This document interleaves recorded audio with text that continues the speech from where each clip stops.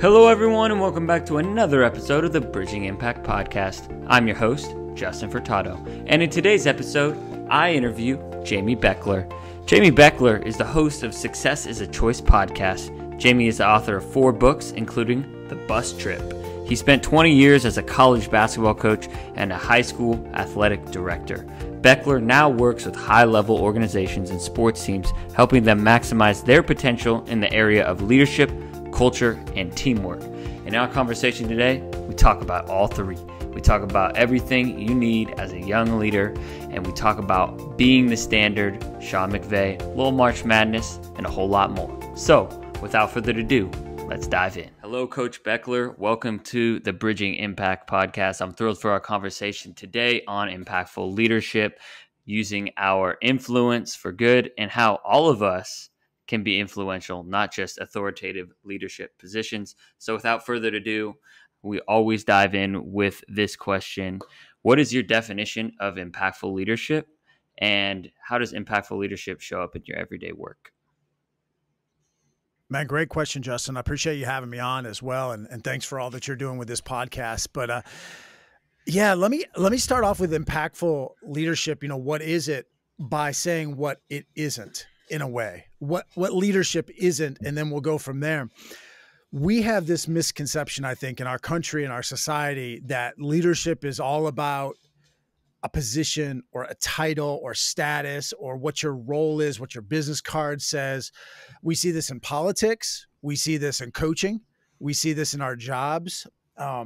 If you're a senator, you're a leader. If you're the coach, you're a leader. If you're a superintendent, you're the leader. If you're the manager at a business or a supervisor at a business, you're a leader. And all that really means is that you have a position of leadership. You have some status, you have some authority, but that doesn't make you a leader. And so I think it's, first of all, important to understand that just because you have these titles or positions or some kind of a status, it doesn't make you a leader. It just gives you a position, status, or authority. A real leader, or as you say, an impactful leader to me, is somebody who makes things better, who takes people from where they are to where they need to be. And that can manifest itself in a lot of ways. It also can look different depending on what job you're in, what industry you're in, but it also allows for influence. It allows for Justin to influence Jamie. And neither one of us might have any kind of authority. So take it sports. I know a lot of coaches, a lot of sports people listen to your podcast. Well, we're familiar with those people at the end of the bench, those bench warmers, let's say, or the people who, the best friend is their water cooler and the athletic trainer. They're at the end of the bench. Well, the thing is, though, they can influence other people. They can be impactful to other people at the end of the bench. They can be impactful to the people around them and positively lead each other where they need to be. So Justin, you and I are at the end of the bench. You can help me become a better player. You can help me stay engaged in this game, to be an active observer in this game. You can help remind me to, hey, stand up when so-and-so comes out of the game, or, hey, we're going to start a cheer now. You can remind me of that. You can encourage me. So you can take me from where I am sitting there being bored, woe is me that I'm not playing. And you can help remind me of where I need to be, what I need to be doing to help the greater good, to help this team, or to make myself achieve a goal that I want, which is maybe to play more, which is maybe to be a better teammate or be a better player. Well, that starts with doing those little things. So I said a lot there, but real impactful leadership is just helping people go from where they are to where they need to be and making things better. Absolutely. Yeah. So taking people from X to Y to accomplish Z. And I'd love to dive into that a little bit more. Like what examples do you have of coaches taking, this is probably, March Madness is probably the perfect time of taking a team that maybe is, seated lower or has a higher seating. They're the underdogs, but the coach is taking them, having them believe in their team to go and beat, some of these teams that are higher ranked. I'm curious, if you could expand more on, coaches in general and leaders in general, taking, players, teams from point A to point B. Yeah, leaders are dealers in hope. Leaders have to be believers. And I think it was Dabo Swinney, the Clemson football coach. said, you know, I'm not an overachiever. I'm an overbeliever. I believe so much in our guys. And I think that that's so true for a true leader or coaches, as we're talking about right now. If you want to overachieve, you have to overbelieve. You have to believe so strongly in your people. You have to see things maybe they don't see, or at least see how they can get to a place. You have to have this vision of what they can be, but also not just the vision of what they can be, but also the vision of maybe the clear path or how to take them to where they need to be. Maybe they can't see where they need to go, but they also don't even know how to get there. And so you're trying to be an overbeliever for your kids, for your athletes. And we see this all the time. You mentioned March Madness. We see this all the time. You don't see an upset in March Madness from a team that doesn't have confidence, in a team that doesn't believe. And so that starts with the coach. Does the coach instill that belief in the players? And a lot of times, you hear this all the time from announcers. It's almost like they expect the lower seed to be starstruck by these Power 5 conference teams or these stars, these guys that are one day playing the NBA. But that's not the case most of the time. It's not like it's a junior varsity high school team playing against Duke, playing against Baylor, playing against Gonzaga. These are guys that grew up playing summer ball with these guys. They think they're every bit as good. They just might be an inch or two shorter, or their vertical jump might be an inch or two, lower. These are guys that think that they belong on the same court. They have this belief, and then they get this coach, this leader, who then takes them that extra step that gives them, instills this ultra confidence, but also a game plan. So they have the vision, the belief, but then they also have this game plan that, hopefully works. Everybody has a plan until they're hit in the mouth, is what Mike Tyson used to say. But we all have this plan, but the great leaders are able to maybe boil it down, make it simple, make it digestible, because it's not what me, Jamy Bechler, as a coach knows. It's not the game plan I know or come up with. It's what I can get our players to buy into, what I can get our players to execute and know as well. And so you see this all the time in March. People execute a great game plan because they believed in the coach, they believed in their teammates. There's just a lot of belief going on, and you've got to have that positive leadership, that impactful leadership, or else it's not going to work. Yeah, 100%. Becoming an overbeliever, and you have to get that idea, like it's in your head first, right? You have to have that vision in your head first, but then you have to create that game plan to make it simple, digestible, and actionable for your team, for your players to be able to take that action. So with that, I'm curious, I was listening to, of course, John Gordon's podcast, and he talks about how positive leadership isn't Pollyanna, right? But how do we distinguish between, Pollyanna and being an overbeliever and getting people to really, truly believe? Because I feel like, as I'm, reflecting back on some of my experiences, people that I interact with are like, Justin, you're not realistic. You're being, you're overly optimistic, too positive. How do you get people to really firmly believe in themselves? Yeah, it's a great question. And it happens all the time. Maybe you have a parent who just loves on you so much. I mean, that parent just thinks they're your number one fan. They think you're the best. And they're always saying, hey, Justin, you're awesome, Justin. You're so smart. You're so good looking. You're so great at sports. You got the world by the tail. You're just awesome. And if you love that your parent's saying that, but after a while, you'd like it to be, okay, are you saying that because you're my mom? Or are you saying that because you really believe it? Because there's some, there's some meat to that steak and not just the sizzle. So you mentioned John Gordon. He talks about positive leadership, not Pollyanna leadership. I talk about pom-pom leadership. We've all been around these cheerleaders at games. Yeah. Where there's 1 minute to go in the game, we're down by 20 and they're still saying we're going to win. We're number one. It's like, no, we're not going to win today. We're not number one right now. We're down too much to come back. That's pom-pom leadership. That's the fake, or as John says, the Pollyanna leadership. What you want is some substance to that. And so if your mom's saying, hey, Justin, you're great. Justin, you can do it because X, Y, and Z, fill in the blank. They put some substance behind that. So as a coach, hey, Justin, you can do this. You can do this because I saw you do this last Tuesday in practice. Or remember that game when I came to recruit you? I saw you do X, Y, or Z. Or I know you sat in my office last year and you said this was a goal of yours. And now I've seen you all August and September working on this. So I know you can accomplish this. Or you're down by 10 points with 4 or 5 minutes to go. It's not impossible, but it's going to be tough. But now you're telling your team, hey, remember last month when we were in the same situation and we were actually on the road. Now we're at home. This could be even easier to come back. So you're being positive, that positive leadership, but you're giving some substance to it. You're giving some context. You're giving some example and evidence of why we can do this. So you're not just over-believing. You're not just a hype man, a fake hype man. You're somebody that really has some substance behind what you're saying. And so I think that's the difference there between that positive leadership and that Pollyanna leadership, is you're giving substance and you're giving reasons why you can achieve what I think you can achieve. Right. It's concrete. It's like, I've seen you do this before, so that therefore I believe you can do it. Or, maybe if they haven't done it, I've seen you working so hard in practice that I believe in you to take that extra step. Right. And instead of, especially if we're goal setting, really anything, it's like that SMART goals. If you set something that's like measurable or concrete or specific, right? Instead of like, I want to become a better shooter, right? Like, how are you going to do that? Are you going to take better shots? Is it going to be your form? Like, what is it that you need to work on? I'm curious if you have any stories about, that you want to share about coaches or honestly, leaders of the business world taking teams from point A to point B because they were over believers and dealers of hope.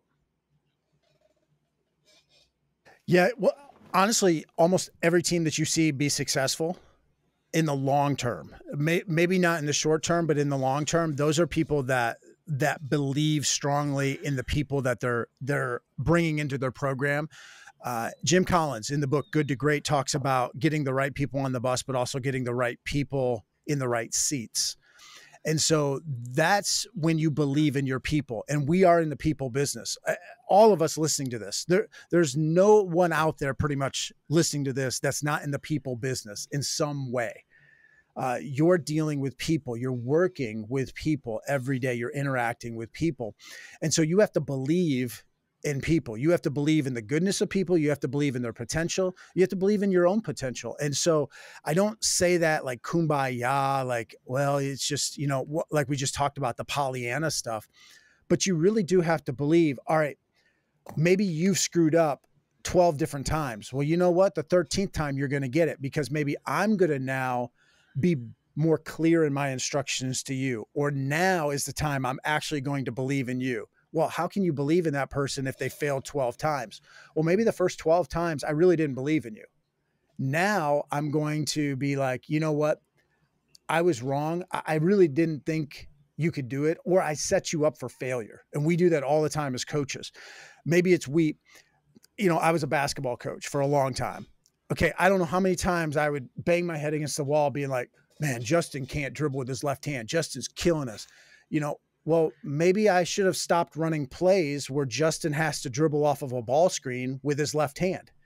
Maybe I should have put Justin in positions where he could be successful and maximize his strengths. So sometimes we don't show our belief in somebody because we don't put them in positions to succeed. We don't prop them up and help them and equip them, enhance them, enrich them, give them the means to be successful. So maybe that 13th time, I'm going to say, you know what? I haven't done my job.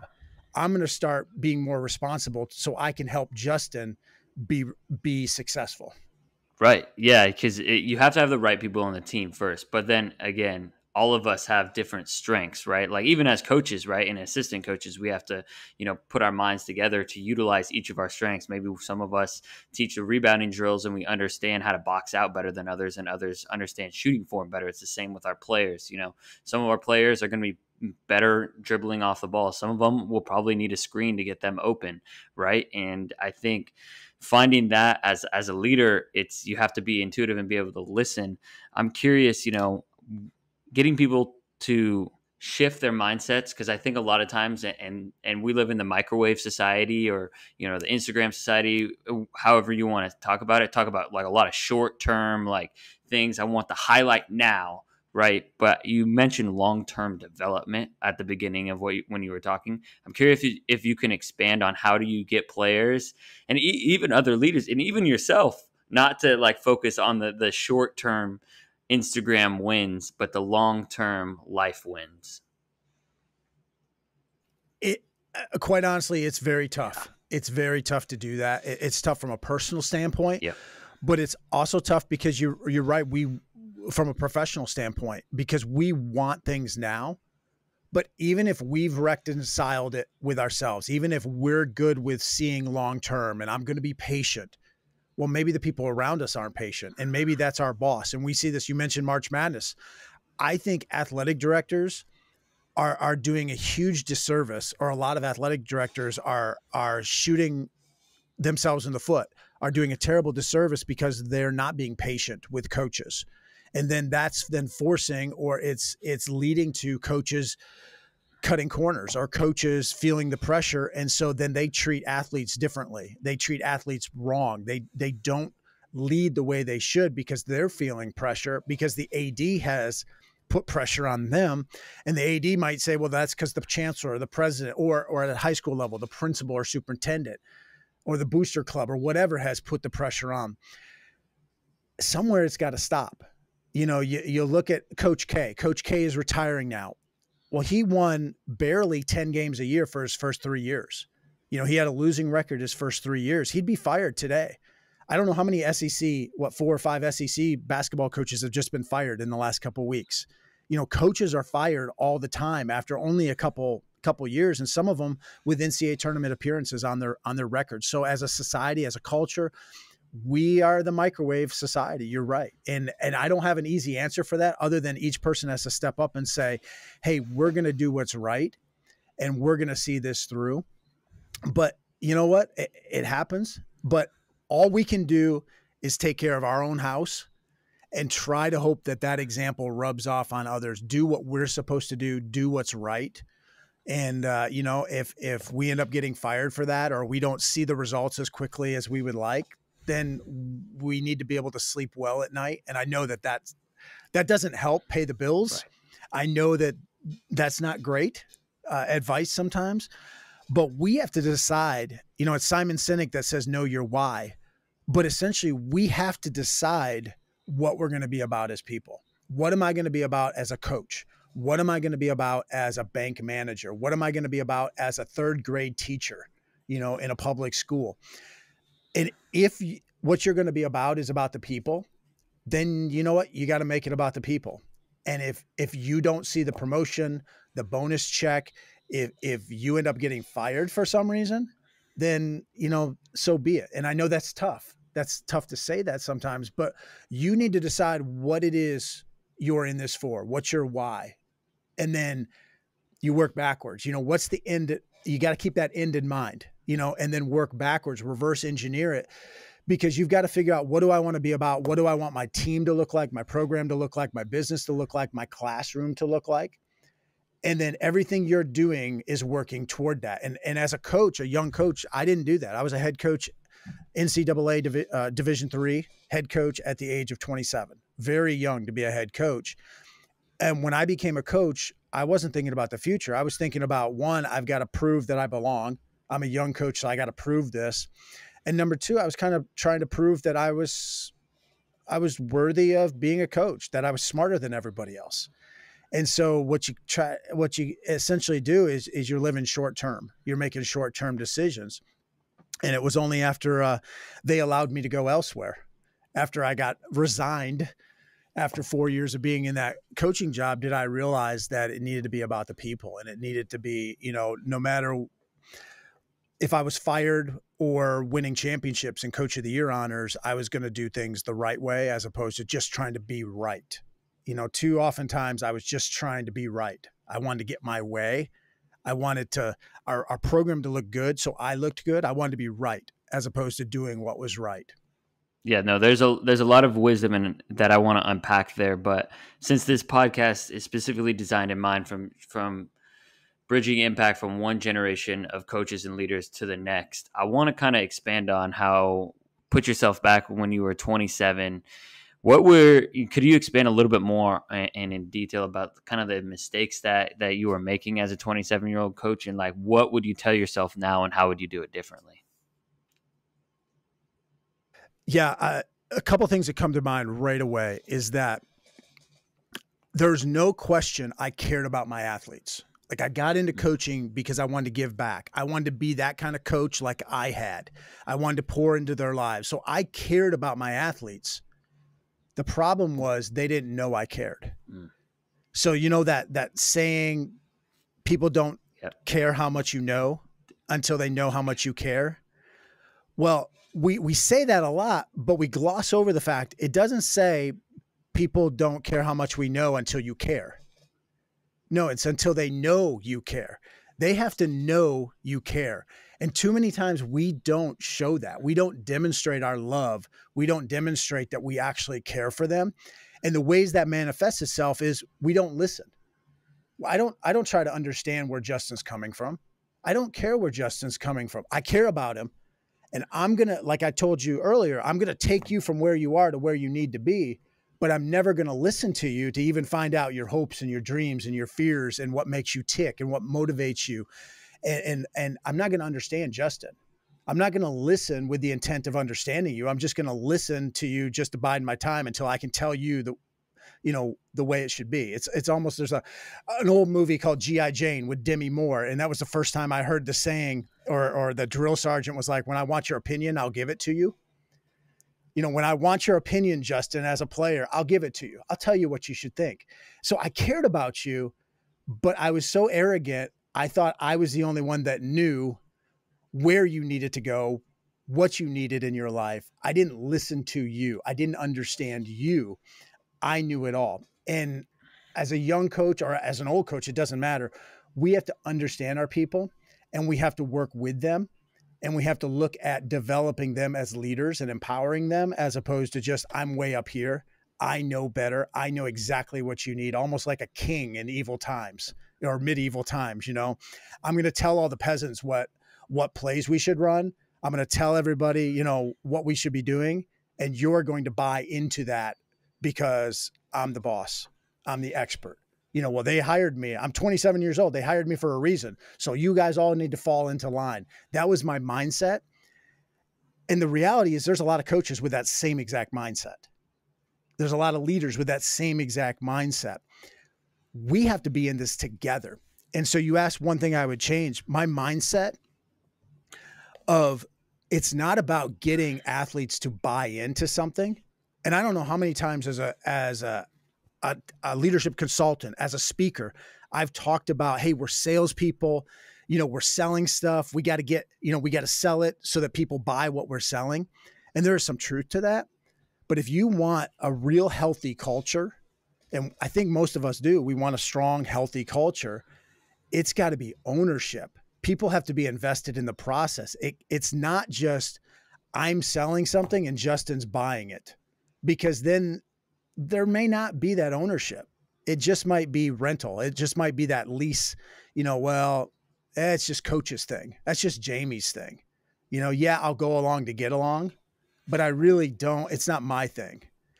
And so I've really changed my mindset the last part of my coaching career. And then definitely now that I'm in leadership consulting, that it's more of an ownership. It's more of an investing in the process as it is to just buying what I'm selling. And as a young coach, that was definitely it.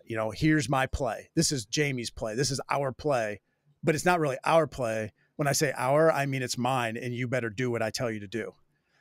Most of us as leaders, we're trying our goal. We may not say it, but our goal is compliant followers. Just do what I tell you to do.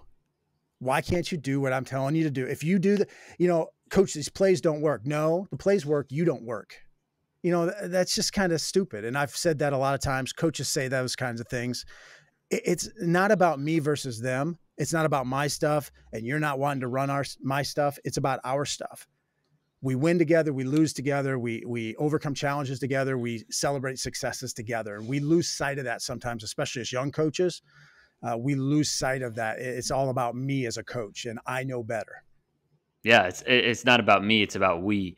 And I believe that you're kind of discussing and talking and touching on points of getting people to buy in on and getting people to put in their own input, right? And a lot of times I will ask something from like a young player, like a lot of times it's middle school, upper elementary, and they're kind of confused because they're not used to being asked, what do you think, right?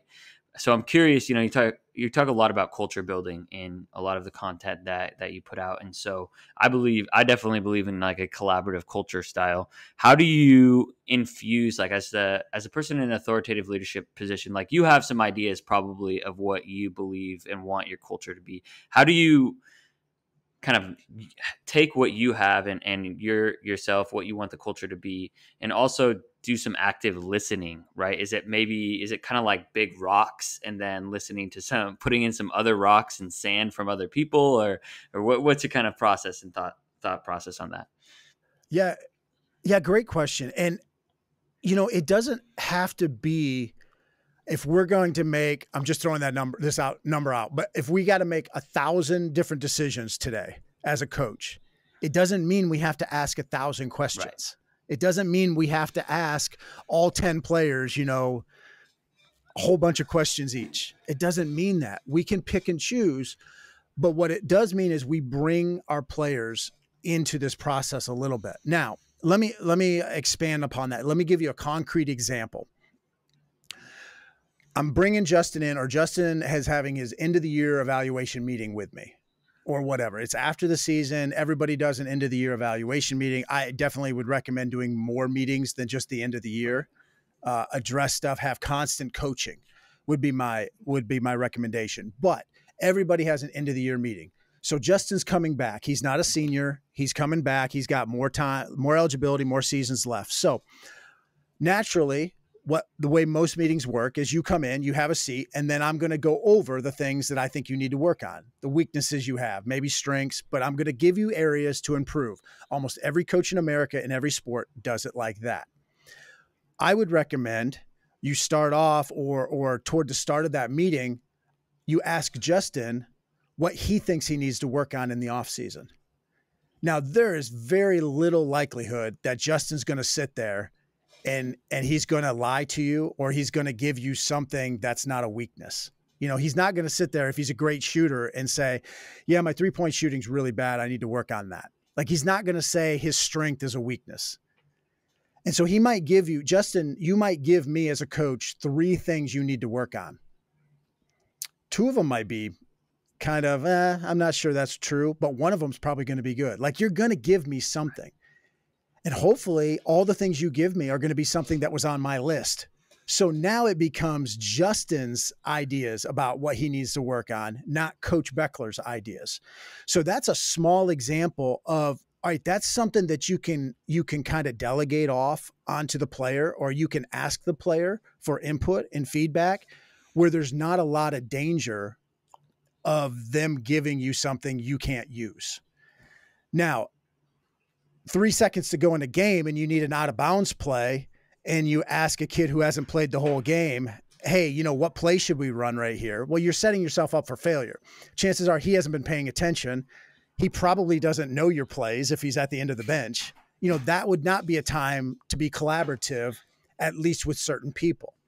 Now, if you have a star player and you want to ask them, hey, you're going to get this shot. The question is, what shot do you want? Which play do you want us to run for you? That's perfectly conceivable. If the ball is going to be going in Steph Curry's hand at the end of a game, does Steph want to flare? Does he want to curl? Does he want to come off 2 screens? What play does he want to run? That's perfectly, legit to ask that. So you don't have to ask a million questions in every situation, but you pick and choose. And maybe, I already decided, I know I'm going to ask Justin something to make him feel like he's a part of this. Okay, well, you don't have to ask Justin 300 questions. You ask him 1 question, that might be good for 2 days. Right. From Justin's standpoint. So pick and choose, kind of think about how you want to ask questions, which people you want to ask questions of. And then the better relationship you have with people, the stronger my connection is with Justin, then the less he's going to get upset, less you're going to get upset when I don't follow your advice or when I don't take your feedback and implement it right away, because then I can be honest and communicate with you and say, hey, I'm going to take that under consideration. I like what you said. We're going to try to figure out maybe how that'll work for our situation right now. Thanks. Now if you and I are always at odds with one another, always butting heads, well, I'm going to take your feedback, not do it. And then you're going to say, see, coach is a jerk. Coach doesn't listen to us anyways. Coach doesn't care. So it goes back to, we got to have a strong bond with somebody. We got to have that strong connection with people so that they trust us. Yeah, the strong bond and strong connection, like it's the foundation to everything. Honestly, as I was hearing you talk, I was kind of like almost picturing two different scenarios, and I was thinking about mistakes too, because we might delegate or we might ask the wrong question or ask the people a wrong question like earlier in the season. Like we may not know, who is maybe the more vocal leader, right? There might be someone who is more talented, but the I guess the more influential leader on the team, we just don't know as well yet because their skills haven't stood out yet. So and we asked, the player that has more skill, about what play they want to run, and it doesn't end up being something that everyone wants to run. It ends up being just for them. And that's something that we have to be willing to make mistakes with. And I'm curious, like, what's your kind of philosophy and approach to mistakes? Because again, you talked about we're all in the human business and we're not robots, so we're going to be making mistakes. And I think sometimes as coaches, we have to admit when we're wrong and then make the adjustments going forward. Yeah, a couple different layers here. The first one is when you're dealing with or working with your players in terms of mistakes, it can't be an I gotcha thing. It can't be an I told you so thing. It can't be I'm up here, you're down here, I'm right, you're wrong. It can't be that, even if that's the case. Even if it's true, that doesn't help you have a healthy culture. And that doesn't help your kids. It doesn't help your people to progress and be better. It doesn't help your situation be better. Every mistake is a learning opportunity. And you have to have a very strong ability to have patience. It's like, for those listening that have actual kids of their own, I have a 12-year-old. Well, how many times have I told you X, Y, or Z? Okay, well, you know what? I've got to be patient with them. I can't go off the handle and slap them across the face or kick them in the butt, literally, or yell at him every time he doesn't do. He's learning. He doesn't know this stuff. Now, as a 12-year-old, he thinks he knows it all, but he knows nothing. But I have to be the adult. I have to be the patient one. I have to be the one that helps him learn this stuff, because where else is he going to learn this? So mistakes have to be viewed from the framework of it's a learning opportunity. The second part of mistakes, as you were talking there, I started thinking, or you mentioned it, is as leaders, it does not matter whose fault it is. It does not matter whose fault it is. It is my responsibility to find solutions and to lead us forward. We see this repeatedly in politics. We see this repeatedly in business. We see this repeatedly in coaching situations. Oh, it's their fault. It wasn't my fault. It wasn't my fault that kid did a boneheaded, turnover at the end of the game that cost us the game. It wasn't your fault, but it was your responsibility to prepare them so that the likelihood of that happening was minimal. And it definitely is your responsibility now moving forward to help them in case another situation arises like that. In politics, government, I don't care whose fault something is. We're going to go down with the ship. We're all going down. We're all sinking. We're all drowning if we don't find a solution for something. If we don't find a way to keep this boat afloat. If we don't find a way to fix the boat. So it's not just to keep it afloat. That's the first, let's fix the symptom. Let's salvage this. But then how can we move it forward to get to shore? So we're not just out in sea for the rest of our life, so we're all going to drown together if we're worried about whose fault it is. And we need to do a lot less finger pointing and a lot more thumb pointing. It needs to come back at us, not because it's my fault. It might be my fault, but it's got to be my responsibility. And I got to step up and take responsibility. You mentioned March Madness earlier, and this is kind of a stretch, but I think about this. We had a fight, in the handshake line between Michigan, and Wisconsin a few weeks ago, or when this is being taped a few weeks ago toward the end of the season. Well, everybody wanted to talk about whose fault it was. But what we weren't talking about was whose responsibility is it to make things better. There were so many opportunities for coaches to pull their own people away, to make the situation better, to walk away. But we gotta stand up. We gotta have ego. We gotta, let our pride get in the way. Yeah. There's the assistant coach for Wisconsin got hit by Juwan Howard, the head coach at Michigan. Well, I contend that assistant coach should have never even been close enough for Juwan Howard to hit him, because that coach should have been worrying about getting his own players out of that situation, getting a head coach away from that. He shouldn't even been close to the head coach of Michigan. He should have been worrying about his guys and doing what's right. And we don't do enough of that. We're all about blame. We're all about fault. We're all about who gets the credit and the praise. No, we're all in this together. And the more we can start getting that mindset, then the better leader we're going to be. And the better leader we'll be, the better people we'll have around us, and the better people we'll have around us. Now, this is going kumbaya on you, Justin, but the better people we can help develop, then one day our communities are going to be better. We're going to have better business people, better educators, husbands, fathers, mothers, wives, that kind of stuff in the future. But if we keep showing an example that's not a very good example, then the next generation of leaders is going to do the same thing we're doing, which is not taking responsibility for actions. That's actually something I, as a young leader myself, I'm realizing is so important for leadership, is to take responsibility. And whenever I listen to the great coaches, like I'm here in LA, I'm actually a big Sean McVay fan, and he's always taking responsibility for everything, right? Like all the interceptions, like everything is his fault, even though like he is not the one throwing the ball. But, he's putting his quarterback in the positions to maybe make those reads. And he's got to know Matthew by a certain point in the season, right? And I really, like, as a young leader, I'm like, I got to take responsibility for everything in all the interactions. And I think that's something that you sometimes have to learn the hard way, and your ego wants to be like, oh, it's their fault. Like, just let it go. Right. And that is honestly the biggest difference between just being someone who doesn't have influence and taking responsibility. I feel like makes you more influential, because they're like, oh, okay, that guy or girl is going to take responsibility for that. So I'm curious, like you talked about the handshake lines, you have something. So I was going to have you touch on character a little bit too, maybe after your point.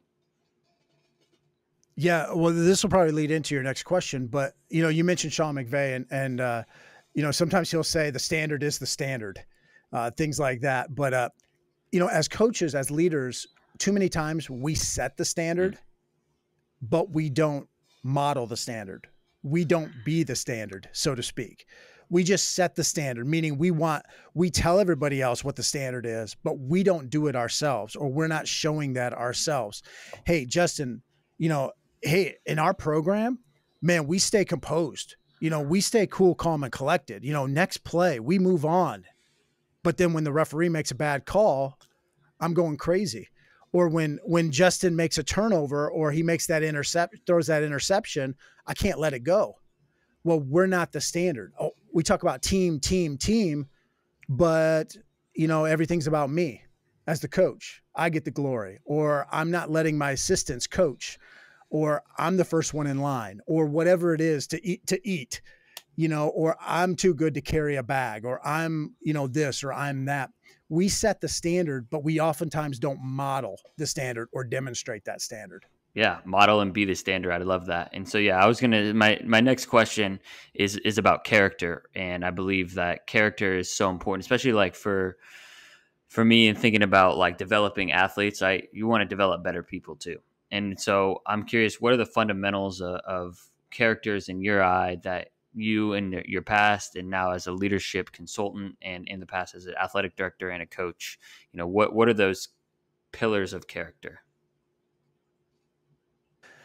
Yeah, I would start off with do what's right. Now you could say, well, that's interpretive. Everybody has a different idea of what is right, but there are certain things is the right thing. And if you're self-aware, and if you're in tune with yourself and you're accurately assessing yourself and evaluating yourself, you're going to know what's right and you're going to know what your motives are. And most of the time, we're not very self-aware, or we're not accurately evaluating ourselves. And so then we try to lie to ourselves, or we try to fool ourselves. And the reality is our motives are for self. Our motives are for me. We look at our athletes, if we're talking about coaches, we look at our athletes as pawns. They're just pawns on a board that are going to help me get a promotion or the next job or some honor or award. If we're in any leadership position, if we look at our people that way, we might lie to ourselves, but our motive has to be, how can we make people better? How can we make people better? And we're all going to rise together. That rising tide lifts all ships type a cliche or saying, I think is so true. We're all going to look better if we're all helping each other, if we're all scratching each other's back. So do what's right. And I think what's right is to be a servant leader, is to serve others, is to make others better. Integrity, doing what's right when no one's looking, when other people aren't around, are you still doing what's right? But all those kinds of things, we could go down the list of qualities or characteristics that are important for having strong character. Responsibility, being responsible for your actions. I would go one step further with responsibility and say a leader is not just responsible for their own actions, but responsible for others' actions. You're responsible for the people around you. And so that puts more on your shoulders, that you have to teach them, train them, equip them, enhance them, make them better, and then empower them to make good decisions, empower them to take ownership in whatever it is, your corporation, your group, your business, your team, whatever that is, because you're not always going to be around, and when you're not around, how are they going to act? And if you've just developed compliant followers, well, when you're not around, you didn't tell them what to do. So they may not do what they're supposed to do. But I do agree with you. Character is crucial. I think character helps good athletes become even better athletes. I think it helps average athletes become good athletes. It's kind of like conditioning. If you're not in shape, if you don't have a good conditioning level, physical fitness, you might be a great athlete, but you can only be a great athlete for so long. And then you're going to get tired, and fatigue makes cowards of us all, as Vince Lombardi said. It's the same way with character. If we don't have strong character, if we give into adversity, if we have trust issues, if we have selfishness, if I have agendas, and I don't trust Justin, or I don't like Justin, or I'm all about Jamie, and don't care about Justin, well, all of a sudden my talent, even though I might have good individual talent, I might not be able to maximize my potential, my talent, because we need others. Even golf, you look at golf, you look at tennis, these individual sports, you still need other people to encourage you. You still need other people to help point out your flaws or to point out your weaknesses so you can get better. Like, you can't do things in a vacuum. You need other people. And if it's all about you, you're going to turn people off. And so I just think that that's so important, that the stronger your character is, the better your character is, then the better you're going to be able to utilize and take advantage of your athleticism or your talents from a sports standpoint. There's so much gold there. I identify with servant leadership too. And I think that's why I've kind of got into coaching, is like I had such a positive experience with sports, and I didn't even play in college, but I wanted to give that back, and I want to serve, the next generation of athletes and humans coming up. And I think you also made a good point about teaching, of course as coaches, we're responsible for our team, right? But also teaching them to be responsible for each other, right? Because when we're not in a room, like you were talking about, how are they going to act? How are they going to live out the values that we all talk about together? So there's so much gold there, and I want to be mindful of our time. We probably could keep talking all day.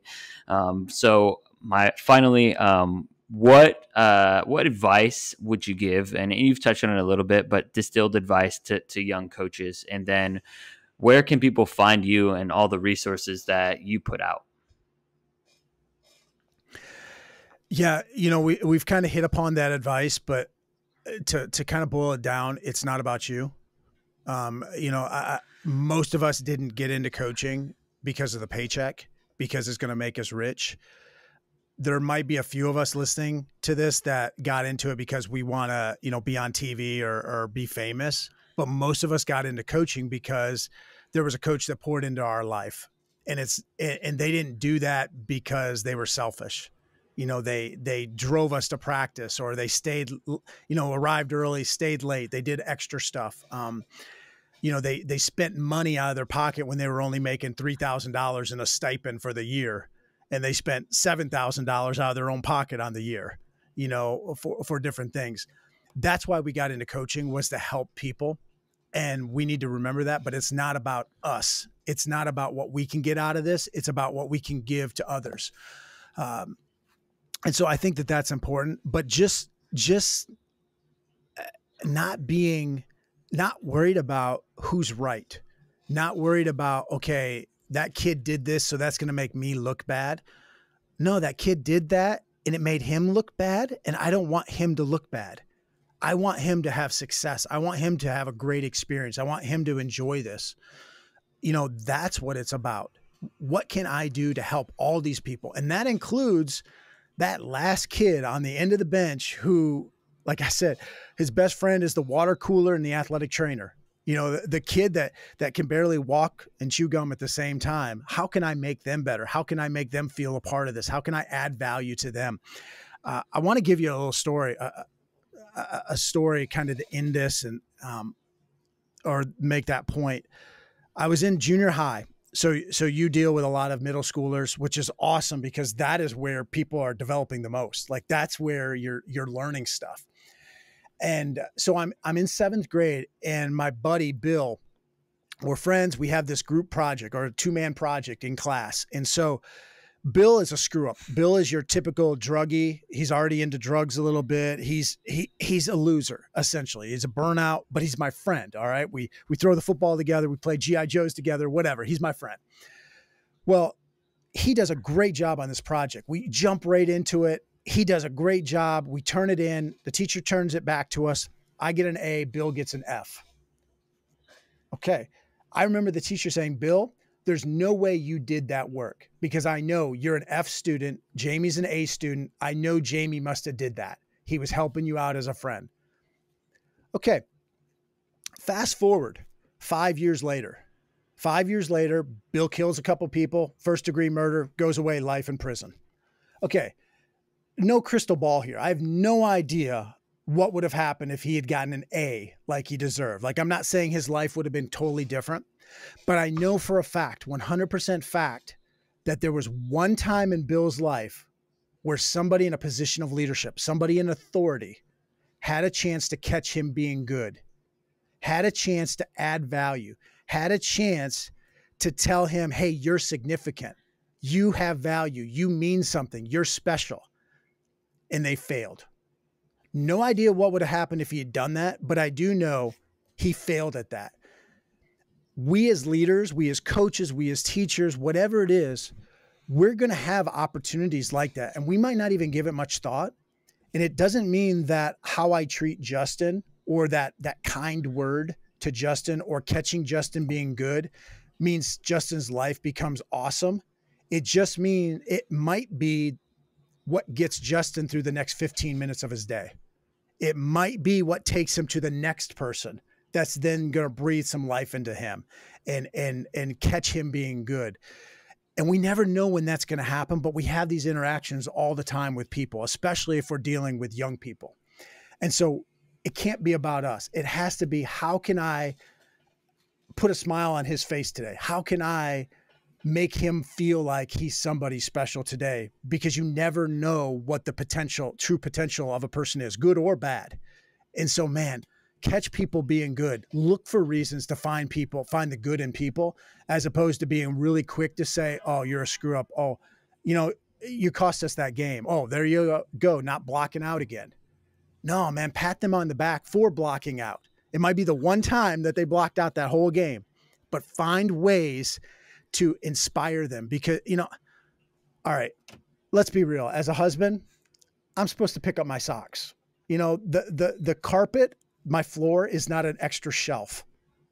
Okay. I know I'm supposed to do that, but you know what? It's a little inspiring every time my wife pats me on the back and says, hey, thanks for picking up the socks today. She doesn't need to do that because I'm not supposed to do that. My dirty, holy socks don't go on the floor. They go in the trash can probably. Or when I do the dishes, those times I do the dishes, those times when a pat on the back, a smile, a thank you, that encourages me and inspires me to do it again and again and again. And eventually we do that with our kids. We do that with our athletes, the people around us. Eventually they're going to be inspired to keep doing those things.